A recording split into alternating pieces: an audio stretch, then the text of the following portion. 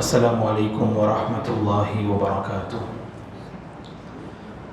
الحمد للہ رب العالمین والعاقبۃ للمتقین والصلاة والسلام علی رسولہ الامین وعلی آلہ وصحبہ اجمعین ومن تبعہ بإحسان الی یوم الدین، اما بعد۔ فاعوذ باللہ من الشیطان الرجیم، لقد كان لكم في رسول الله أسوة حسنة لمن كان يرجو الله واليوم الآخر وذكر الله كثيرا۔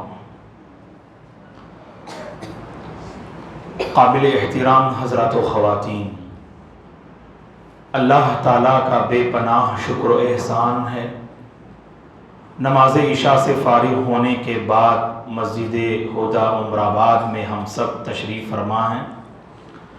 ایک نیک مقصد کو لے کر ہفتے میں ایک مرتبہ سیرت کی اس کلاس میں ہم جمع ہوتے ہیں۔ اللہ اس نیک مقصد میں مجھے اور آپ کو کامیابی عطا فرمائے۔ رسول اللہ صلی اللہ علیہ وسلم کی شخصیت جو ہم سبوں کے لیے آئیڈیل اور مثالی شخصیت ہے، زندگی کے ہر معاملے میں آپ کی سنتوں کو، آپ کے طریقے کو، آپ کی بتائی ہوئی تعلیمات کو اپنانا بحیثیت مسلمان ہم میں سے ہر ایک پہ ضروری ہے۔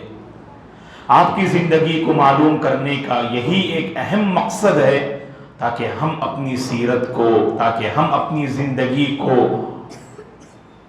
بدلا سکیں، بدلاؤ لا سکیں، اس میں انقلاب لے آئیں۔ اللہ تعالیٰ اس نیک مقصد میں مجھے اور آپ کو کامیابی عطا فرمائے، آمین۔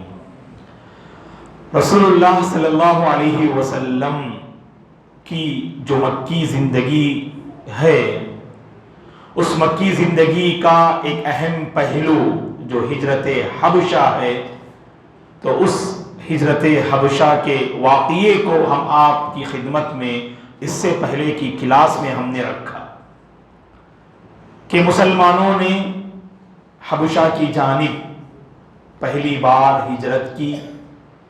وہاں پہنچنے کے بعد جب مسلمانوں کو یہ غلط خبر پہنچی کہ ایک طرف اللہ کے نبی نے نعوذ باللہ بتوں کی آپ نے تعریف کر دی، قرآن مجید پڑھتے ہوئے افرأیتم اللات والعزى ومناة الثالثة الاخرى، اور جیسے امام بیہقی رحمۃ اللہ علیہ نے اپنی سنن میں ذکر کیا کہ اس کے بعد آپ نے کہا کہ تلک الغرانیق العلا وان شفاعتهن لترتجى۔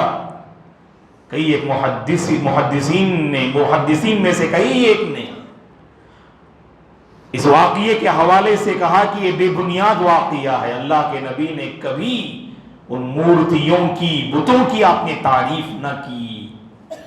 اور امام البانی رحمۃ اللہ علیہ نے ایک رسالہ بھی لکھا، اس حوالے سے ایک مضمون بھی لکھا، نصب المجانیق لنصف قصۃ الغرانیق کے نام سے۔ بہرحال ایک من گھڑت واقعہ تھا جو خبر کے موصول ہوئی حبشہ کی سرزمین میں، اور دوسری طرف جیسا کہ بعض اہل السیر نے، سیرت نگاروں نے لکھا ہے کہ ان حبشہ میں رہنے والے مسلمانوں کو جنہوں نے مکہ سے حبشہ کی طرف ہجرت کی، یہ غلط خبر جو انہیں پہنچی کہ پورا مکہ گویا کہ مسلمان ہو چکا، اور ہجرت انہوں نے اس لیے کی کیونکہ مکے کی سرزمین میں مسلمانوں کو دین پر عمل کرنا اتنا آسان نہ تھا، اسی لیے انہوں نے مکہ کو چھوڑا اور سرزمین حبشہ کا رخ کیا۔ اور جب یہ خبر پہنچی کہ پورا مکہ مسلمان ہو گیا اور عرب مکے کی سرزمین مسلمانوں کے حق میں بالکل سازگار اور ہموار سرزمین ہو چکی، تو پھر وہاں سے انہوں نے جو ہے دوبارہ مکہ آنے کا فیصلہ کیا۔ اور جب مکے کے قریب پہنچے تو ان لوگوں کو یہ خبر پہنچی کہ جو خبر انہیں ملی تھی وہ بالکل بے بنیاد اور غلط خبر تھی۔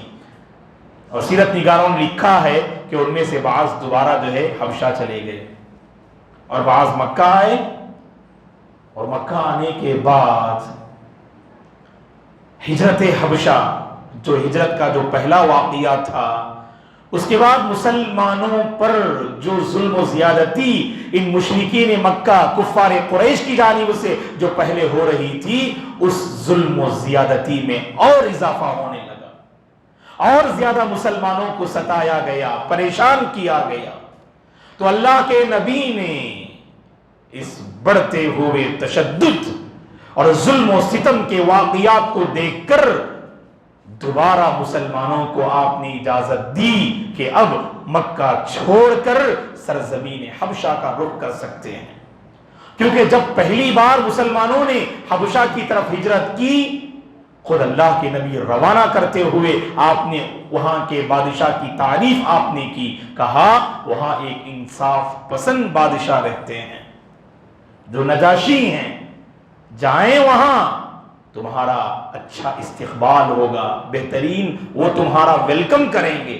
اور ویسے ہی مسلمانوں نے نجاشی کو بہترین بادشاہ پایا، انصاف پسند بادشاہ پایا، اور اسی لیے اللہ کے نبی نے دوبارہ اسی سرزمین کا آپ نے جو ہے اپنے صحابہ اور صحابیات کو مشورہ دیا۔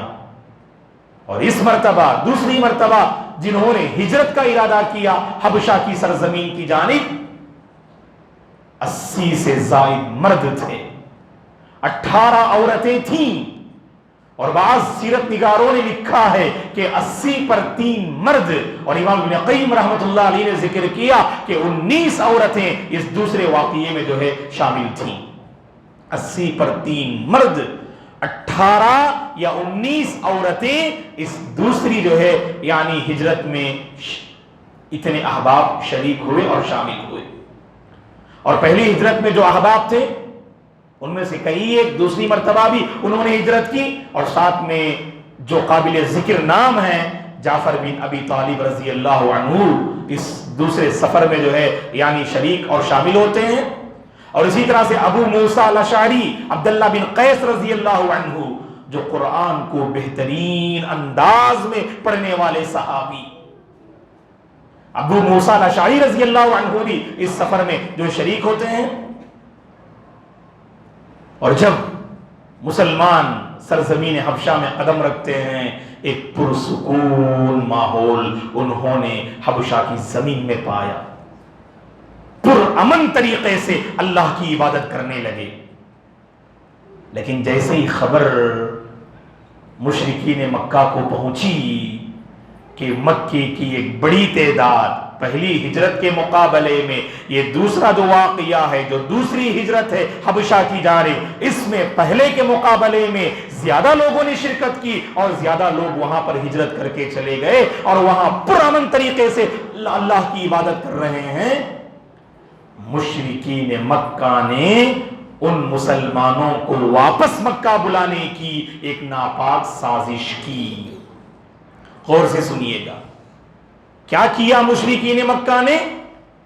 جب مشرکین مکہ کو خبر ملی کہ پرامن طریقے سے وہ لوگ وہاں اللہ کی عبادت کر رہے ہیں، بتوں کی پرستش کو چھوڑ کر، اپنے آباء و اجداد کے دین کو چھوڑ کر، محمد صلی اللہ علیہ وسلم نے جس دین کو پیش کیا اس دین پر وہ پرامن طریقے سے عبادت کر رہے ہیں، اس دین پر عمل پیرا ہو رہے ہیں۔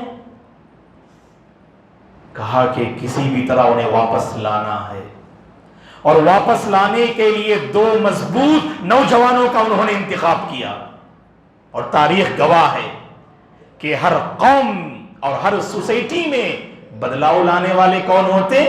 یہی نوجوان ہوتے۔ محترم نوجوانوں، اپنی جوانی کی قدر کرو، اپنی جوانی کے ذریعے سوسائٹی کو فائدہ پہنچاؤ، لوگوں کو فائدہ پہنچاؤ، خیر کے کام میں ہاتھ بٹاؤ، آگے بڑھیے گا۔ اس حوالے سے ہمارے عمر آباد کے بعض نوجوان قابل تعریف ہیں، آخر میں انشاءاللہ آپ کو پتا چلے گا یہ بات میں کیوں ذکر کر رہا ہوں۔ بعض نوجوانوں کا اقدام واللہ بہت قابل تعریف ہے۔ خیر کا حصہ بنیے گا، شر کا حصہ ہمیں نہیں بننا ہے، اور ان 2 نوجوانوں کا انتخاب ہوتا ہے خیر کا حصہ بننے کے لیے نہیں، شر کا حصہ بننے کے لیے۔ اور مسلمانوں کو روک کر انہیں دوبارہ واپس لانے کے لیے 2 نوجوانوں کا انتخاب کیا۔ وہ 2 نوجوان کون تھے؟ دونوں مشرک تھے۔ ان میں سے ایک بڑے عظیم صحابی ہیں جو بعد میں جو اسلام قبول کرتے ہیں. اور یہ روکنے کے لیے جو مشرکین مکہ نے اس جو ہے مطلب اس نوجوان کا جو انتخاب کیا، اہل علم نے لکھا ہے کہ روکنے کے لیے گئے تھے، اسلام سے متاثر ہو کر واپس لوٹے. اللہ اکبر. یہی اسلام کا کرشمہ ہے دوستو. جو اس کو مٹانے کے لیے آتا ہے نا، جب غور سے اسے پڑھتا ہے، جب غور سے مسلمانوں کو دیکھتا ہے، اسلام کو اپنے دل سے جو ہے قبول کرتا ہے. اسلام کے اندر یہ کشش، اسلام کے اندر یہ طاقت ہے، یاد رکھیے گا. تو دو نوجوان کون تھے جو مشرک تھے؟ ایک کا نام عبداللہ بن ابی ربیعہ. عبداللہ یاد رکھیے، باپ کا نام جو ہے یاد رکھنے کی ضرورت نہیں فی الوقت. عبداللہ تو نام یاد رکھنا آسان ہوگا. مولانا یہ سوال کرو بولیں گے آپ، نیکسٹ کلاس میں یہ سوال کریں گے تو ہم جواب دیں گے انشاءاللہ. ابھی ایک سوال کر رہا ہوں میں آخر میں انشاءاللہ، بہت آسان سوال. میں سمجھتا ہوں کہ آج بہت سارے لوگ انعام لیں گے انشاءاللہ. سوال بہت آسان ہے آج ماشاءاللہ، ہے کہ نہیں؟ اچھی بات. چلیے، تو عبداللہ بن ابی ربیعہ ایک مشرک تھا، اور دوسرے جو مشرک جو بعد میں اسلام قبول کیے وہ عمر بن العاص، جو مشہور صحابی، بڑے عظیم عبادت گزار صحابی کے والد محترم عبداللہ بن عمر بن العاص رضی اللہ عنہما. ان کے والد محترم ہیں آپ، عمر بن العاص داہیت العرب ہیں آپ. عرب کی سب سے چالاک شخصیت، سب سے ذہین اور انٹیلیجنٹ کون تھے؟ یہ عمر بن العاص تھے. دیکھیے ان کا جو انٹیلیجنٹ، جو ان کی جو ذہانت ہے نا، وہ ابھی اس واقعے میں جو ہے اس ذہانت کا اندازہ لگائیں گے آپ. دو نوجوانوں کو بھیجتے ہیں، خالی ہاتھ نہیں بھیجا. کچھ کام جو ہے ہمارا اپنے بننے کے لیے لوگ کیا کرتے، رشوت دیتے نا، وہ تو اچھی طرح سے جانتے ہیں آپ لوگ.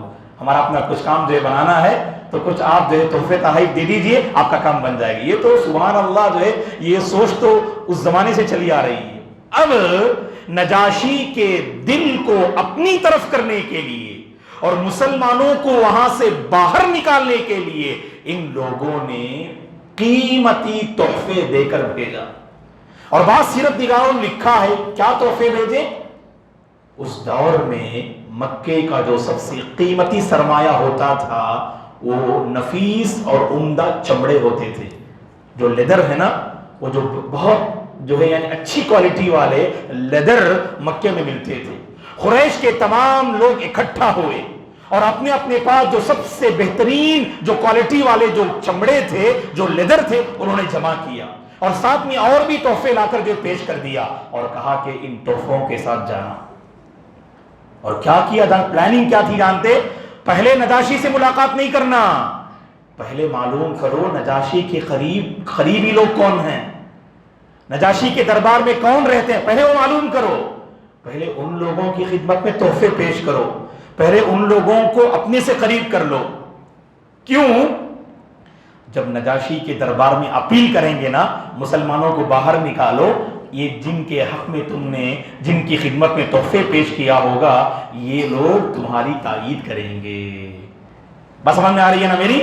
تو اس لیے ان مشرکین مکہ نے ان دو نوجوانوں سے کہا پہلے تم ان لوگوں سے ملاقات کرنا جو نجاشی کے قریبی لوگ ہیں. ویسے ہی ہوا، سرزمین حبشہ پہنچے، کئی ایک لوگوں کی خدمت میں انہوں نے بہترین اور عمدہ تحفے پیش کیے. آخر کار نجاشی کے دربار میں پہنچے یہ دو نوجوان، عبداللہ بن ابی ربیعہ اور عمر بن العاص. انہوں نے جانتے کیا کہا، مشرکین مکہ نے ان سے کہا تھا زیادہ بحث نہیں کرنا، زیادہ باتیں نہیں کرنا نجاشی سے، وہ بہت عقل مند ہیں، وہ انصاف پسند بھی ہیں. بس کچھ ہلکی سی باتیں ان کے سامنے پیش کر کر تحفے تحائف کو ہائی لائٹ کر کے ان کو وہاں سے باہر نکال کے لا لو، بس بعد میں ہم ان کا معاملہ دیکھ لیں گے. بس مسلمانوں کو وہاں سے باہر نکال لو، بعد کا جو مسئلہ ہے ہم دیکھ لیں گے. تو نجاشی کے دربار میں عبداللہ بن ابی ربیعہ اور عمر بن العاص پہنچے. ان دونوں نے کہا نجاشی سے، اے بادشاہ، آپ کی زمین میں ہماری بستی کے چند بے وقوف لوگ، نعوذ باللہ چند بے وقوف لوگ آ چکے ہیں. ہم آپ سے درخواست اور ریکویسٹ کرتے ہیں کہ ان بے وقوف لوگوں کو اپنی زمین سے باہر نکال دو، ہمارے حوالے کر دو۔ کیوں؟ ان لوگوں نے اپنی قوم اور اپنے آباء و اجداد کے دین کی مخالفت کی، اور سرزمین مکہ میں ایک شخص ہیں جن کا نام محمد ہے، جو نیا دین لے کر آئے ہیں، اس دین کے یہ پیروکار ہیں۔ اپنی قوم اور آباء و اجداد کے قوم کی آباء و اجداد کے دین کی انہوں نے مخالفت کی۔ یہ قوم کے بے وقوف لوگ ہیں جو آپ کی زمین میں جنہوں نے پناہ لی ہے، آپ انہیں واپس کر دیجئے گا۔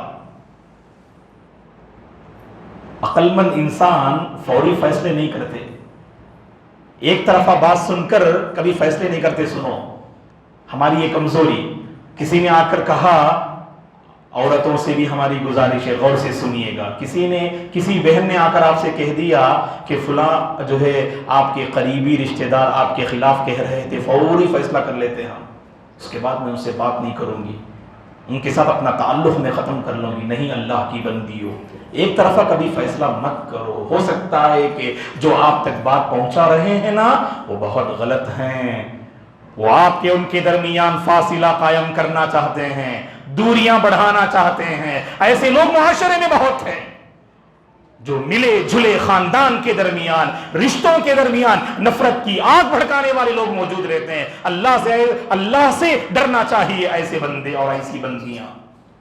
ایک طرفہ کبھی فیصلہ مت کرو، آپ دوسری طرف بھی سن کے دیکھ لو، تحقیق کر لو۔ اللہ نے قرآن میں کہا نا، یا ایھا الذین آمنوا ان جاءکم فاسق بنبأ فتبینوا، ایسے سیاہکار اور گنہگار بندے آپ کی خدمت میں کچھ غلط خبر لے کر آئیں گے، غلط میسیج کی بنیاد پر کسی کے حق میں بدگمانی قائم نہیں کر لینا۔ ہمیشہ اپنے بھائی اور بہن کے سلسلے میں اچھا گمان رکھیے۔ آپ ظنوا بالمؤمنین خیرا، آپ کی یہ منفی سوچ آپ کو برباد کر دے گی۔ ہمیشہ جو ہے نگیٹو جو سوچ ہے نا، وہ ہمیں برباد کر دیتی ہے۔ خیر، چلیے آگے بڑھیے گا۔ انصاف پسند بادشاہ تھے نا، انہوں نے فوری طور پر کیا کہا جانتے ہیں؟ انہوں نے کہا کہ مسلمانوں کو طلب کرو۔ دربار میں تو موجود نہیں تھے، وہ ماشاءاللہ اپنے اپنے طور پر جو ہے مختلف جگہ پھیلے ہوئے تھے، تو فوری طور پر مسلمان آئے، اور نمائندگی تو کوئی ایک کرنی چاہیے، ہر کوئی تو وہاں بول نہیں سکتے، تو مسلمانوں کی طرف سے نمائندگی کرتے ہوئے مسلمانوں نے جس صحابی کا انتخاب کیا وہ جعفر بن ابی طالب رضی اللہ عنہ ہیں، جو اسماء بنت عمیس رضی اللہ عنہا کے شوہر ہیں، جو اللہ کے نبی صلی اللہ علیہ وسلم کے چچیرے بھائی ہیں۔ آپ ابو طالب کے بیٹے جعفر رضی اللہ عنہ، جو جنگ موتا میں جن کی شہادت ہوتی ہے، جن کو اللہ کے نبی نے جعفر طیار کہا، تو آپ نمائندگی کرتے ہوئے آگے بڑھتے ہیں۔ بادشاہ نے پوچھا، کیا ماجرا ہے، کیا دین ہے، کس پر تم عمل کرتے ہو، بتاؤ۔ تو کہا کہ بادشاہ کہ محمد صلی اللہ علیہ وسلم ہمارے پیغمبر ہیں، جو توحید آپ جو ہے لے کر آئے اسے آپ نے وہاں واضح کیا، جو جس بت پرستی سے اللہ کے نبی نے ان صحابہ کو اور لوگوں کو روکا اسے آپ نے واضح کیا۔ ہمارے نبی توحید کا، نماز کا، زکوٰۃ کا، نماز کا حکم دیتے ہیں، اور اسی طرح سے رشتوں کو جوڑنے کا حکم دیتے ہیں، سچائی کا حکم دیتے ہیں۔ یہ ساری باتیں آپ نے وہاں پر پیش کی، جو اخلاقیات، سبحان اللہ، پر اخلاقیات پر مشتمل جو باتیں تھیں وہی آپ نے پیش کی۔ پھر جعفر رضی اللہ عنہ سے نجاشی نے پوچھا، جس وحی کی تم بات کر رہے ہو، اللہ کی طرف سے میسیج آپ کے پیغمبر پہ اتر رہا ہے، اس وحی میں سے کچھ پڑھ کے سناؤ۔ تو جعفر رضی اللہ عنہ نے ایک سورت کی تلاوت کی۔ معلوم ہے آپ کو کون سی سورت؟ مدثر؟ نہیں سنا ہوگا آپ لوگوں نے کہیں، سورہ مریم نہیں سنے گا، پہلی بار سننے گا آپ لوگ۔ سورہ مریم کی آپ نے تلاوت کی، اور جیسے ہی آپ نے آیات کریمہ تلاوت کی، سبحان اللہ، نجاشی کے دل میں یہ آیتیں ایسے اثر انداز ہوئیں، سبحان اللہ، آپ کے آنکھوں سے آنسو بہنے لگے۔ وہاں جو درباری موجود تھے، کئی ایک مورخ نے، سیرت نگار نے اس واقعے کو اپنی کتاب میں ذکر کیا ہے دوستو. وہاں جو درباری موجود تھے ان کی آنکھوں سے بھی جو ہے آنسو بہنے لگے. یہ قرآن مجید کا عجیب و غریب کرشمہ ہے کہ نہیں؟ ہم ہمیشہ قرآن سنتے ہیں نا دوستو، کانوں سے سننے کی کوشش مت کیجیے، اسے دل پہ اتارنے کی کوشش کیجیے. اللہ کی قسم دلوں کا حال بدلے گا، دلوں کی زندگی بدلے گی، ہمارا ضمیر زندہ ہوگا، ہمارا ایمان تازہ ہوگا، ہمارے اندر ایک بدلاؤ آئے گا. تو دیکھیے آنکھوں سے آنسو جاری ہونے لگے. اس کے بعد کیا کہا؟ نجاشی نے کہا کہ تم اپنے دین پہ عمل کرتے رہو، میری زمین میں تم رہو، میں تمہیں اپنی زمین سے اللہ کی قسم نہیں نکالوں گا. جس مقصد سے آئے تھے وہ مقصد ناکام. اور جب عبداللہ بن ابی ربیعہ اور عمر بن العاص نکل رہے تھے دربار سے، جاتے ہوئے یہاں پر ایک بات کہی عمر بن العاص نے رضی اللہ عنہ نے، جو بعد میں اسلام قبول کیا، ابھی مشرک تھے. عمر بن العاص نے اپنے ساتھی عبداللہ بن ابی ربیعہ سے کہا کل ہم آئیں گے اور دربار میں بادشاہ کے سامنے ایک ایسی بات میں پیش کروں گا، بادشاہ ان لوگوں کو مار کر اپنے دربار سے اور اپنی زمین سے نکالیں گے. دیکھو ضرور یہ ہو کر رہے گا. ایک ایسی بات پیش کروں گا، اس بات کو سن کر بادشاہ ضرور ان مسلمانوں کو اپنے دربار سے کیا اس سرزمین سے نکال کے باہر کریں گے. عبداللہ بن ربیعہ کو بھی انتظار تھا وہ کیا بات ہوگی. چلے گئے. اگلے دن پھر آئے یہ دونوں نوجوان. کون دو نوجوان؟ عبداللہ بن ابی ربیعہ اور ایک عمر بن العاص. وہ مسلمان وہاں موجود نہیں تھے، ہے کہ نہیں؟ دربار میں بہت سارے مسائل رہے تھے، بادشاہ ہیں تو پھر یہ اپنا مسئلہ لے کر آئے. بادشاہ نے دیکھا تو پوچھا پھر کیا ماجرا ہے، ابھی نہیں گئے؟ تو کہا کہ بادشاہ ایک بات سن لیجئے گا. اور عمر بن العاص نے کہا بادشاہ ایک بات سن لیجئے گا. بادشاہ نے پوچھا کہ وہ کیا بات ہے؟ عمر بن العاص نے بادشاہ سے کہا اے بادشاہ، جن لوگوں کو تم نے اپنی زمین میں پناہ دی ہے وہ عیسیٰ بن مریم کو گالیاں دیتے ہیں اور ان کے ساتھ گستاخی کرتے ہیں لوگ.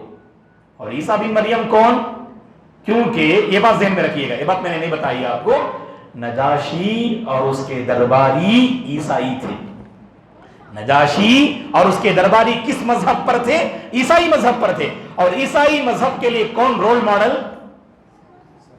یعنی رول ماڈل کہیے، خدا کہیے، خدا کے بیٹے کہیے، روح القدس کہیے، نہ سمجھ میں آنے والا عقیدہ ہے. وہ ثالث ثلاثہ بولتے عیسائی، سمجھ میں نہیں آتا. کبھی بولتے عیسیٰ علیہ السلام کو وہ اللہ ہیں، کبھی بولتے نہیں وہ اللہ کے بیٹے ہیں، کبھی بولتے وہ آپ روح القدس ہیں. کیا بولنا چاہتے ہیں آپ؟ ایک بات پہ رہیے گا، نہیں بول سکتے ثالث ثلاثہ.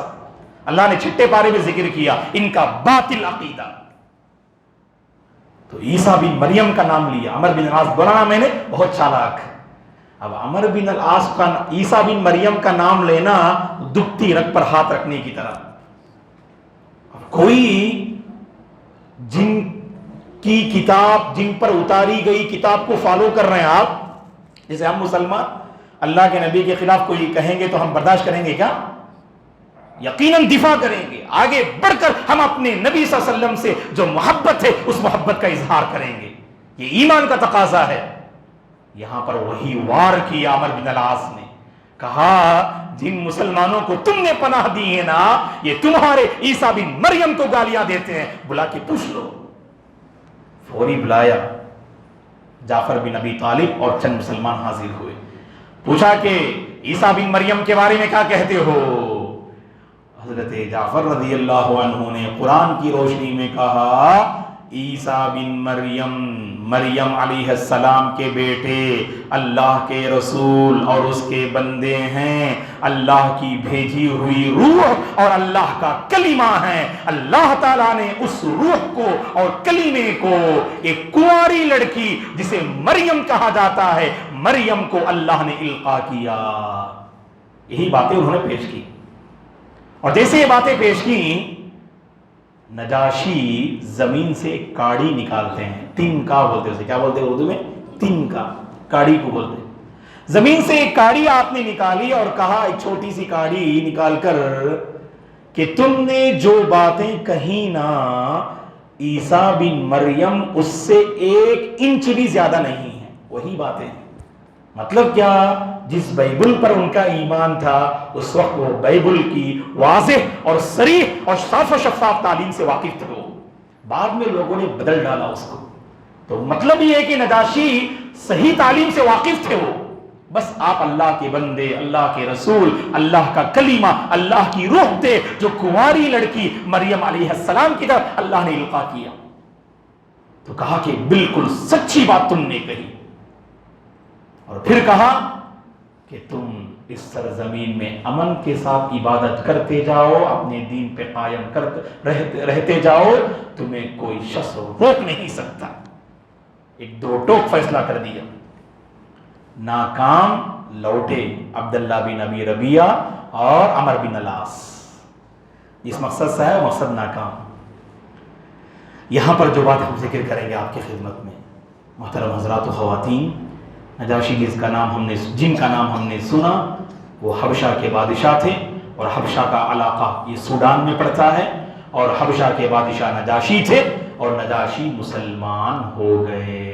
انہوں نے بعد میں اللہ کے نبی کے نام ایک خط لکھا، اس خط میں آپ نے اپنے اسلام لانے کو ظاہر کیا، اور مورخین نے اس بات کی بھی وضاحت کی کہ جب عیسیٰ بن مریم کے بارے میں جعفر رضی اللہ عنہ نے ایسی باتیں کہیں، آپ اللہ کے رسول اور اللہ کے بندے ہیں، تو آپ نے تو اسے قبول کر لیا، لیکن جو اس وقت میں پکے عیسائی تھے وہ ہضم نہیں کر رہے تھے، وہ وار کرنا چاہ رہے تھے۔ بادشاہ خاموش رہنے کی وجہ سے ان لوگوں نے بھی خاموشی اختیار کی، لیکن جب نجاشی نے اپنے اسلام لانے کو جو واضح کیا، بہت سارے لوگ آپ کے مخالف ہو گئے، آپ کے دشمن بن گئے، آپ کے خلاف انہوں نے فوج کشی کی، آپ کے خلاف انہوں نے لوگوں کو تیار کیا اور حملہ کرنے کا ارادہ کیا۔ یہ بھی بڑے مضبوط تھے، سب کے خلاف ڈٹ کر کھڑے ہوئے اور اپنے اسلام پہ باقی رہے، اور آخر کار اللہ کے نبی جب مدینہ پہنچے، مدینے کا 90واں سال، مدینے کا کون سا سال؟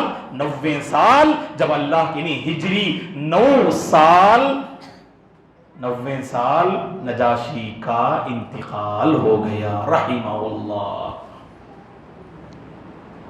اور جب انتقال ہوا، صحیح بخاری کی حدیث ہے، اللہ کے نبی نے صحابہ کو جمع کیا، اور جو بات آپ نے بتائی امام بخاری رحمۃ اللہ علیہ نے اپنی صحیح میں ذکر کیا، اور اسی واقعے سے ہمیں دلیل ملتی ہے کہ اگر کسی بڑے شخص کا انتقال ہو جائے یا آپ کے کوئی قریبی شخص کا انتقال ہو جائے اور آپ جنازے میں شریک نہ ہو پائیں، ان کی نماز جنازہ غائبانہ آپ ادا کر سکتے ہیں، اس کے لیے دلیل ہے۔ کیا فرمایا امام بخاری رحمۃ اللہ علیہ نے اپنی اس روایت میں؟ اللہ کے نبی نے صحابہ کو جمع کر کے فرمایا، قد توفی اليوم منا رجل صالح من الحبش فہلم فصلوا علیہ۔ اللہ کے نبی نے فرمایا آج حبش کے رہنے والے ایک بہترین اور نیک انسان کا انتقال ہو چکا ہے۔ یہ حبشہ کے بہترین انسان کون؟ نجاشی۔ آؤ اور ہم ان کی نماز جنازہ ادا کرتے ہیں۔ نجاشی کا انتقال حبشہ میں ہوا، نماز جنازہ غائبانہ کہاں پڑھی گئی؟ مدینے میں پڑھی گئی۔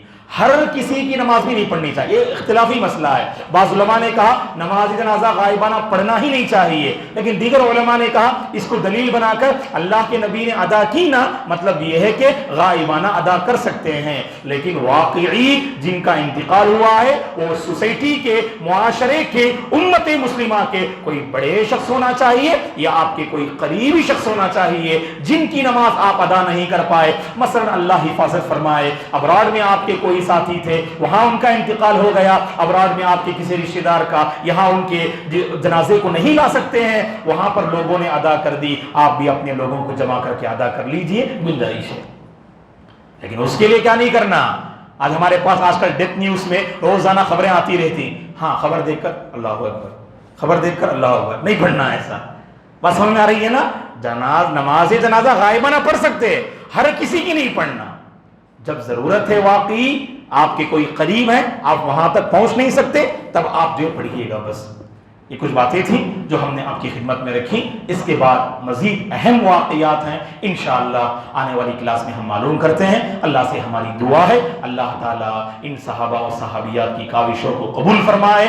دین کے نام پر جو انہوں نے خدمات انجام دی, جو انہوں نے قربانیاں پیش کی, اللہ ہمارے اندر بھی اتنا ایمان عطا فرمائے کہ دین کے نام پر ہم قربانیاں پیش کرنے والے بن جائیں, دین کی خاطر ہر قسم کی خواہش کو ہم قربان کرنے والے بن جائیں. اللہ ہم سب کو اس کی توفیق عطا فرمائے. آپ تمام حضرات و خواتین کا بدلتے ہوئے موسم میں بھی آپ نے ہمارا ساتھ دیا اور اس مجلس کا آپ حصہ بنے رہے. اللہ اس کا بہتر بدلہ آپ تمام کو عطا فرمائے. اللہ تعالیٰ آپ کی دنیا بھی آباد رکھے, آپ کی آخرت کو بھی سنوارے. اللہ آپ کے گھریلو مسائل کو حل فرمائے. اللہ آپ کے گھروں میں برکتیں نازل فرمائے. ہر قسم کی مصیبت و آفت سے اللہ آپ تمام کی حفاظت فرمائے. صحت و عافیت سے نوازے. صحت و عافیت کے ساتھ اللہ آپ تمام کو رکھے. ایمان پر اللہ ہم سب کو باقی رکھے. ہر قسم کے فتنے سے اللہ میرے اور آپ کی حفاظت فرمائے. دین پر مرن مٹنے کا حوصلہ اللہ ہم سب کے اندر پیدا فرمائے. اسی دین پر اللہ میرے اور آپ کا خاتمہ نصیب فرمائے. آمین. اقول قولی ھذا واستغفر اللہ لی ولکم ولسائر المسلمین من کل ذنب فاستغفروہ انہ هو الغفور الرحیم. آج کا ہمارا سوال ہے جو اس سے پہلے کی کلاس سے متعلق کہ پہلی جو ہجرت تھی اس واقعے کو ہم نے پیش کیا. سوال یہ ہے کہ پہلی بار جب مسلمانوں نے ہجرت کی تو کتنے مرد تھے اور کتنی عورتیں تھیں. صرف جو ہے آپ کاؤنٹ ذکر کریں گے آپ. اس کے بعد اسی سے متعلق ایک اور سوال, ایسے 5 صحابہ اور صحابیات کا نام ذکر کیجئے جو ان میں قابل ذکر ہیں جو میں نے اس سے پہلے کی کلاس میں ذکر کیا. تو گویا کہ سوال کے 2 پہلو ہیں. پہلا سوال کیا ہے کہ کتنے مرد اور کتنی عورتوں نے پہلی بار ہجرت کی حبشہ کی طرف, اور اسی سوال کا ایک حصہ کیا ہے جن صحابہ اور صحابیات نے ہجرت کی ان میں 5 نام جو قابل ذکر ہیں وہ پیش کیجئے. صحابہ اور صحابیات دونوں کے مکس. اچھی بات. تو بہرحال انتظار کیجیے بیٹا. خواتین سے ہم گزارش کرتے ہیں وہاں پر آپ کے لیے ایک ورقہ بھی رکھا گیا ہے, اس ورقے میں آپ جو ہے جواب لکھ کر دے دیجئے گا, انشاءاللہ ہم آپ کو انعام دیں گے. شیخ گشتوار ایک کون دیتا, حامد یا خالد؟ آپ حامد, ہاں عدنان, معاف کیجیے عدنان صاحب آئیے گا. ماشاءاللہ آپ گشتوار برجستہ جو ہے آپ ایک یہ بھی انعام کے لیے ہے کیا؟ اچھا چلیے الحمدللہ بارک اللہ فیک. چونکہ آپ ماشاءاللہ طالب علم ہیں, یہ آپ کے لیے کام آئے گا انشاءاللہ. انعام ہوتا ہے چھوٹا ہو یا بڑا, انشاءاللہ اس کی قدر. بارک اللہ فیک عدنان, اللہ آپ کے علم میں مزید برکت دے, آپ کے حوصلے کو اللہ اور بڑھائے. چلیے آج کا جو سوال ہے انشاءاللہ خواتین چٹھی میں لکھ کر دیں گے انشاءاللہ. چلیے بیٹے جو جواب دینا چاہتے ہیں ادھر آؤ, آؤ بیٹے ادھر آؤ, ایک ایک کر کے آؤ. بولو بیٹے. ماشاءاللہ تبارک اللہ. سوال کا پہلے حصے کا آپ نے بالکل صحیح جواب دیا. اس کے بعد 5 نام ذکر کرو. نام بھی بہت واضح تھے اس لیے میں پوچھ رہا ہوں, معاف کرنا, نام کلیئر سے بولا میں, وہ 5 نام بولو انشاءاللہ. کچھ نہ کچھ بولنے کی ٹرائی کرو انشاءاللہ, ہم آپ کو انعام دیں گے اب انشاءاللہ. نہیں عبداللہ بن عاص نہیں, وہ تو اب میں ذکر کیا. ادھر آ بیٹھو بیٹھے تھے, ادھر آؤ, یہاں بیٹھو. ہاں جی بولو ماشاءاللہ, بولے ہمت کیجیے ماشاءاللہ. احسنت ماشاء تبارک اللہ, احسنت ایک نام. اور خیر بیٹھ کے سوچو, یہیں بیٹھ کے سوچو, دیکھیں گے انشاءاللہ. جلدی آؤ جی جی ماشاءاللہ تبارک اللہ. نام اور بارک اللہ فیک, احسنت جی جزاک اللہ, شکریہ جی. اور نام میں شاید آپ لوگ پریشان ہو گئے ہیں, ایک ان ایکسپیکٹڈ سوال تھا کیا. تعداد کے بارے میں تو پوچھیں گے, معلوم تھا شاید آپ کو. خیر بیٹھو بیٹا, آپ بھی دیکھتے ہیں, اگر کوئی جواب نہیں پھر دیکھیں گے انشاءاللہ. بولو بیٹے جی ماشاءاللہ. اس کے بعد ماشاءاللہ, اور اس کے بعد اصل آپ بولیں گے تو انشاءاللہ انعام. 5 نام بتاؤ. اب وہ یاد نہیں کرائے گا آپ کو آج, ماشاءاللہ اللہ خوش رکھے. بولو بیٹے ماشاءاللہ. کچھ بھی ہو ماشاءاللہ اس بچے کی جو ہے ہمت کی داد دینی چاہیے, ہے کہ نہیں. ہر بار جو ہے اٹھ کر آتے ہیں, اللہ تعالیٰ جو ہے دین کے جو ہے یعنی معاملات میں اللہ تعالیٰ اس بچے کو آگے بڑھا الحمدللہ. یہ جذبہ جو ہے واقعی جو ہے آج ہمارے بچوں میں جہاں موبائل فلاں فلاں پتہ نہیں کہاں آگے بڑھ رہے ہیں, تو سبحان اللہ یہ جو خیر ہے اس کو ہم کے باقی رکھنے کی کوشش کرنی چاہیے. بارک اللہ فیک. بیٹھو بیٹے, آؤ بیٹے بولو. جی احسنت. اور نام بولیے, کچھ نام ذہن میں ہے جو ہجرت کر کے گئے تھے مکہ سے حبشہ, صحابہ صحابیات میں سے. جی بولو. نہیں بولیے. احسن.